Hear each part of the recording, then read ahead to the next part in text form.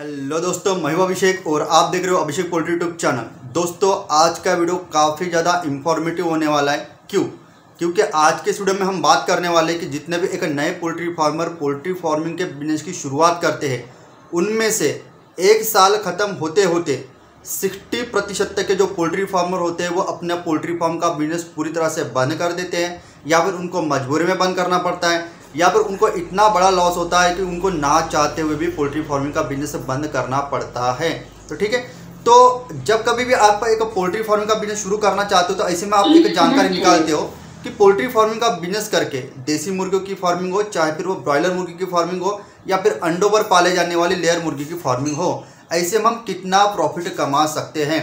तो सवाल आपका क्या है, कितना प्रॉफिट कमा सकते हैं? तो जवाब में भी आपको प्रॉफिट ही दिखाया जाता है और प्रॉफिट ही आपको जवाब में मिलता है। ऐसे में उसमें कितनी ज़्यादा रिस्क है, कौन सी चीज़ों की वजह से पोल्ट्री फार्मिंग में लॉस होता है, इसकी आपको प्रॉपर तरीके से मालूमात नहीं होती या फिर प्रॉपर तरीके से जानकारी नहीं मिल पाती। तो आज के इस वीडियो में अगर आप नए पोल्ट्री फार्मिंग का बिजनेस शुरू करना चाहते हो, या फिर रिसेंटली अगर आपने 2 से लेकर 3 बैचेस डाली हुई है, तो ऐसे में कौन सी गलतियां आपकी तरफ से हो सकती है जो आपको पूरी तरह से लॉस कराने में कारणीभूत होगी। तो इसका प्रॉपर तरीके से डिटेल में और एक्सप्लेन में बात करने वाले हैं। तो आज का वीडियो काफ़ी ज़्यादा इंफॉर्मेटिव होने वाला है, इसीलिए वीडियो को स्टार्ट से लेकर लास्ट तक के आपको पूरा देखना है। दूसरी बात, अगर आप हमारा ये वीडियो पहली दफ़ा देख रहे हो, पहली दफ़ा मीन सेंस अगर आपके सामने ये फेस, ये वैल्यू, ये अभिषेक पोल्ट्री का चैनल अगर पहली दफ़ा आया है, तो सबसे पहले जो सब्सक्राइब की जो बटन आपको लाल कलर की दिख रही है उस पर आपको क्लिक करा देना है। उसके बाजू में जो घंटीनुमा निशान है उसके ऑल नोटिफिकेशन पे क्लिक कर देना है। भाई क्यों, वो भी बता देता हूँ क्यों। क्योंकि हमारे जो चैनल है वो पूरी तरह से पोल्ट्री के लिए डेडिकेटेड है। इसका मतलब हम रेगुलर बेसिस पे पोल्ट्री पे ही बात करते हैं, पोल्ट्री के जो अपडेट्स होते हैं, पोल्ट्री की जो डिसीज मैनेजमेंट है उस पर ही बात करते हैं। ऐसे में अगर आपको पोल्ट्री फार्मिंग का बिजनेस करना है, ठीक है, तो सीधी सी बात है आपको पोल्ट्री फार्मिंग के रिलेटेड जानकारी चाहिए रहेगी। तो हमारे चैनल आपको डेली बेसिस पे पोल्ट्री की जानकारी देते रहेगा। इसीलिए अगर आप नए पोल्ट्री फार्मर्स हो तो सबसे पहले इस चैनल को सब्सक्राइब कर दीजिए और लाइक जरूर कर दीजिएगा। अगर आपको वीडियो का टॉपिक अच्छा लगा होगा, जो भी बातें मैं एक्सप्लेन कर रहा हूँ अगर वो बातें अच्छी लगी होंगी, जिससे कि क्या होगा, हमें भी एक मोटिवेशन मिलेगा रेगुलर बेसिस पे आपको पोल्ट्री के रिलेटेड अप टू डेट जानकारी देने के लिए। तो यहाँ पर मैं 4 से लेकर 5 बातें अभी मैं पॉइंट टू पॉइंट समझा कर बताऊँगा। हर एक पॉइंट उतना ही वेटेड वाला है, जितना पहला पॉइंट होगा उतना ही इंपॉर्टेंट 5वां पॉइंट भी होगा।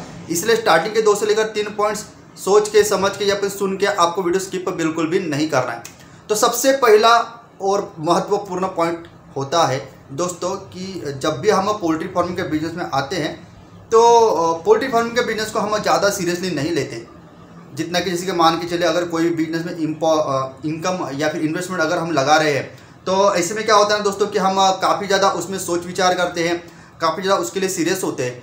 लेकिन पोल्ट्री फार्मिंग का बिजनेस जब पोल्ट्री फार्मर शुरू करता है तो ऐसे में वो ज़्यादा सीरियस नहीं होता। सीरियस मीन सेंस क्या होता है ना कि बचपने से उसने मुर्गियों को देखा हुआ होता है, उसके आंखों के सामने छोटे बच्चे से लेकर एक बड़ी मुर्गियाँ हुई होती है। तो ऐसे में उसको लगता है कि इसमें बड़ा कौन सा रॉकेट साइंस है, छोटे बच्चे के चूजे लाना है, चाहे फिर वो ब्रॉयलर के हो चाहे फिर वो देसी मुर्गी के हो, उसको कंपनी का रेडीमेड फीड खिलाना है और कुछ दिनों के बाद वो मुर्गी बड़ी हो जाएगी 1 किलो की 2 किलो की, तो उसको मार्केट में होलसेल रेट में बेच देना है।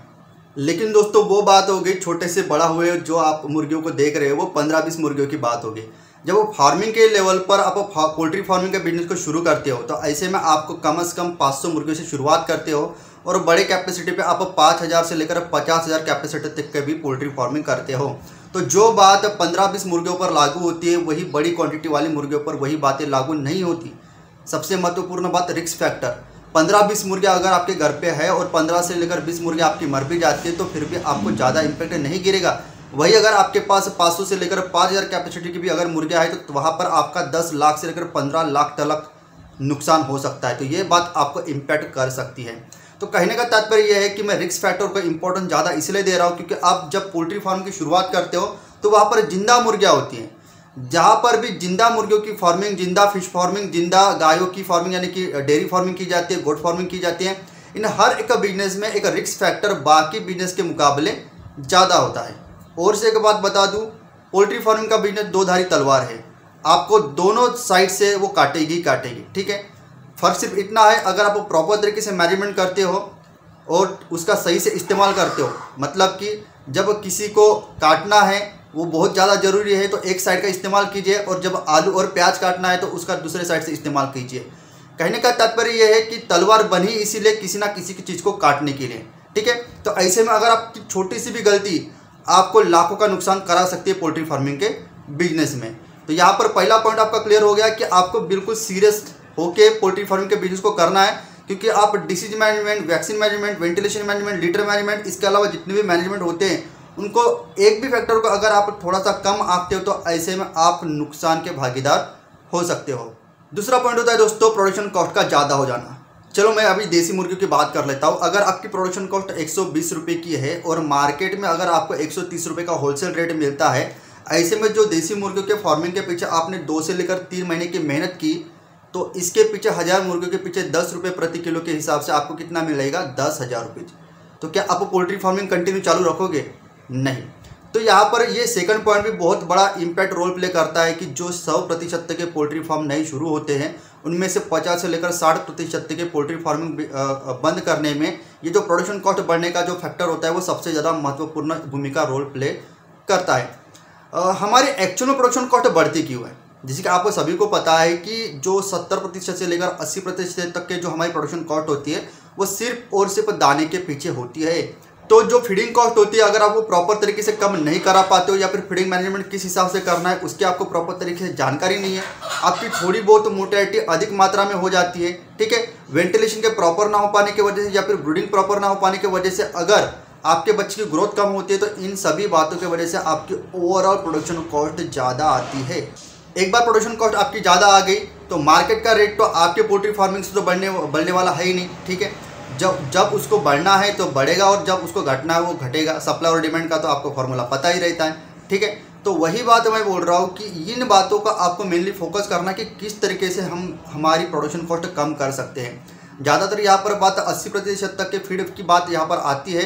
तो अभी एडवांस ज़माने में, मॉडर्न ज़माने में एक ऑर्गेनिक मीट की या फिर हाइजेनिक क्लीन मीट की काफ़ी ज़्यादा डिमांड है। ऐसे में आप फ्री रेंज पोल्ट्री फार्मिंग करके ऑर्गेनिक का ब्रांड चिपका के आप अपने मुर्गियों को अच्छे दाम में सेल कर सकते हो।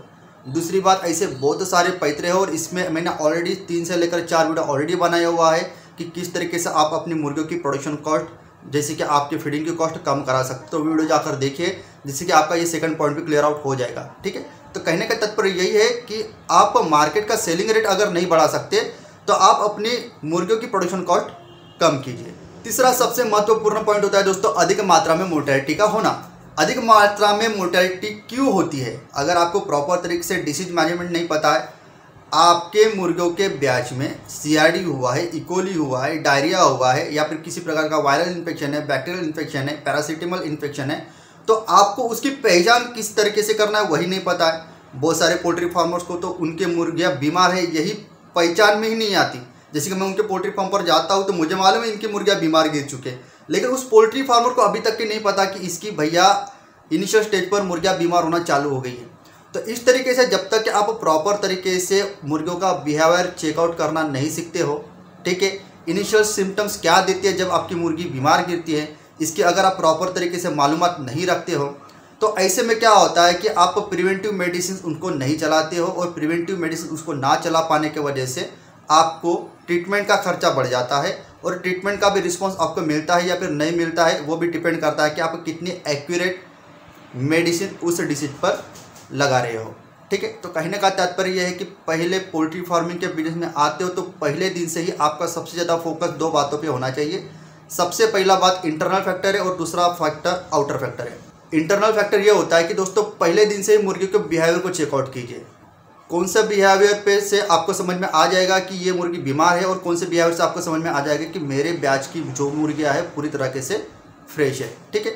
तो आउटर बात यहाँ पर हो गई मार्केटिंग की, क्योंकि तो मार्केटिंग ही सबसे बड़ा रोल प्ले करता है। आप कितना प्रॉफिट कमाओगे, आप अपनी मुर्गी को कितने ज़्यादा रेट में मार्केट में सेल करोगे। उसके बाद इंटरनल फैक्टर मैंने बता दिया कि आप अपने मुर्गियों के बिहेवियर चेकआउट कीजिए कि इतना आप उसमें प्रॉम्प्ट हो जाइए कि आप थोड़े बहुत अगर उसमें अप्स एंड डाउन भी आपके मुर्गियों के बिहेवियर में होता है तो उससे आपको पता चल जाना चाहिए कि मेरी मुर्गियाँ अभी इनिशियल स्टेज पे ही बीमार गिरना शुरू हो जा रही है, ठीक है। अगर आपको इसकी पहचान नहीं है तो आगे जाकर आपका पूरा का पूरा लॉट सिर्फ 2 से लेकर 3 बीमार मुर्गियों से पूरी तरह से इन्फेक्टेड हो जाएगा।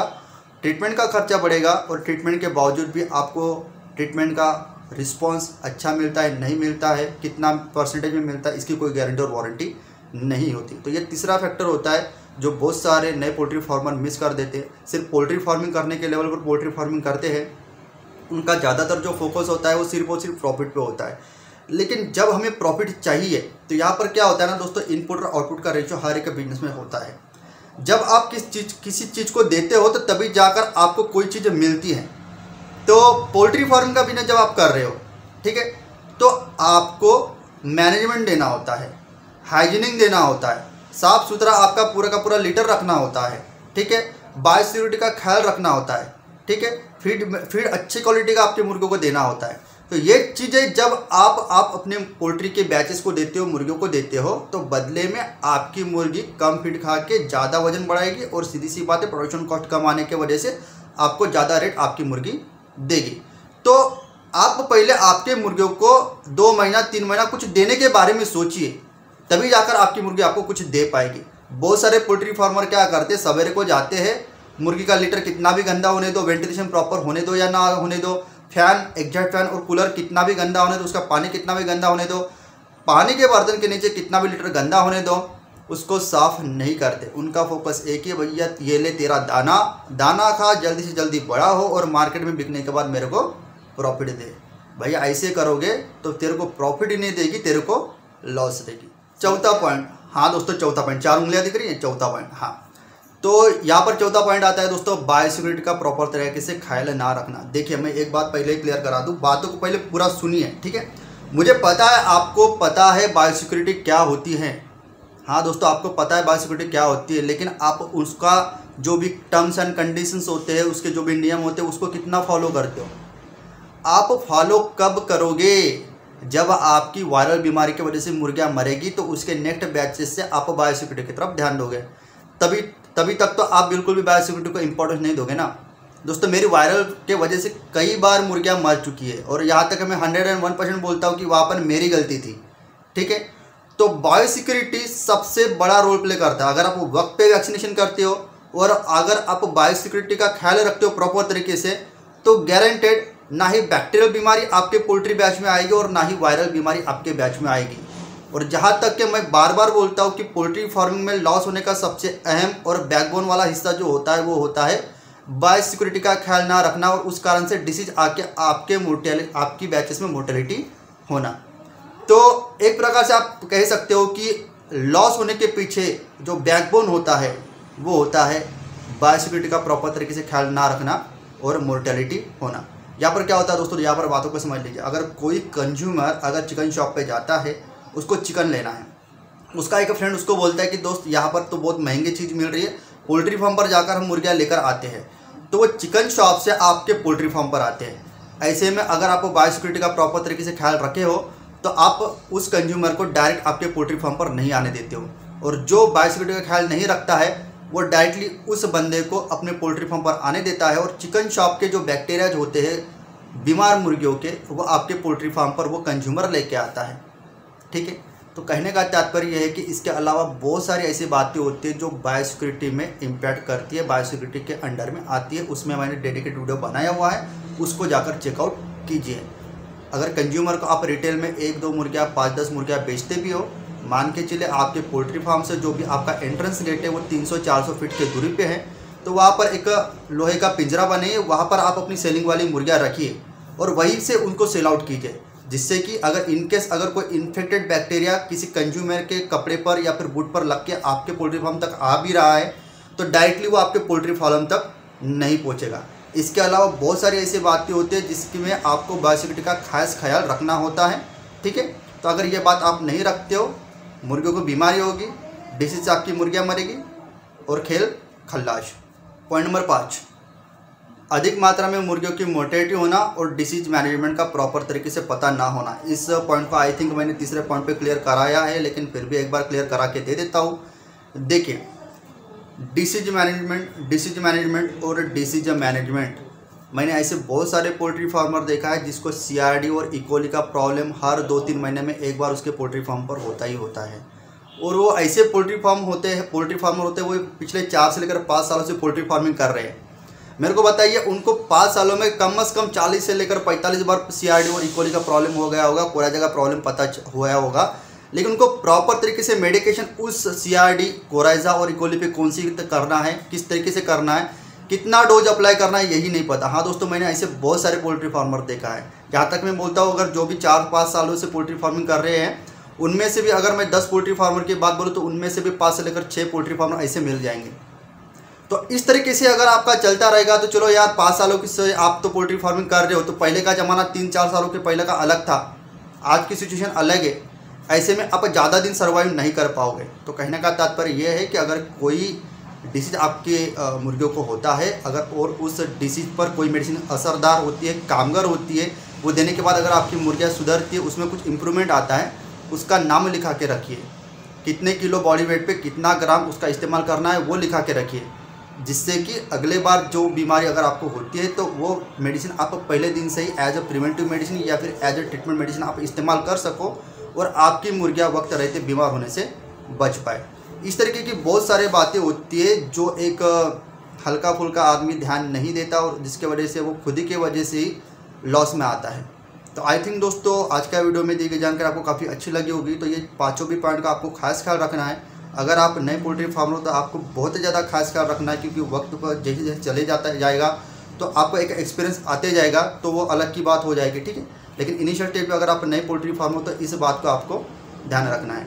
पोल्ट्री बिजनेस करना चाहते हो तो वीडियो में दिखाई जाने वाला पोल्ट्री पीडीएफ ई बुक और पोल्ट्री हार्ड बुक एक बार अगर आप पढ़ लेते हो तो पोल्ट्री के रिलेटेड बॉयलर पोल्ट्री फार्मिंग, देसी पोल्ट्री फार्मिंग और लेयर पोल्ट्री फार्मिंग की 90% जानकारी आपको मिल जाएगी। इस बुक में मैंने डिसीज, मेडिसिन, वैक्सीन और फीड मैनेजमेंट के अलावा चिक्स आने के पहले दिन से लेकर बड़े होने के बाद उनको बेचने तक इन सारी बातों को कवर किया है। पोल्ट्री पीडीएफ ई बुक और पोल्ट्री हार्ड बुक दोनों में भी सेम इंफॉर्मेशन दी गई है और ये दोनों भी बुक आपको हिंदी, इंग्लिश और मराठी भाषा में मिल जाएंगे। पीडीएफ ई बुक आपको मात्र 50 रुपये में मिल जाएगा और हार्ड बुक आपको 250 रुपये में मिल जाएगा अगर आप प्रीपेड 250 रुपये ऑनलाइन पे करके इस बुक को खरीदते हो तो। और अगर आप कैश ऑन डिलीवरी पे इस बुक को मंगवाना चाहते हो तो आपको 50 रुपये एक्स्ट्रा कैश कलेक्टिंग चार्जेस पे करना पड़ेगा। अधिक जानकारी के लिए या फिर इस बुक को खरीदने के लिए 91761143 इस व्हाट्सएप नंबर पर मैसेज कीजिए।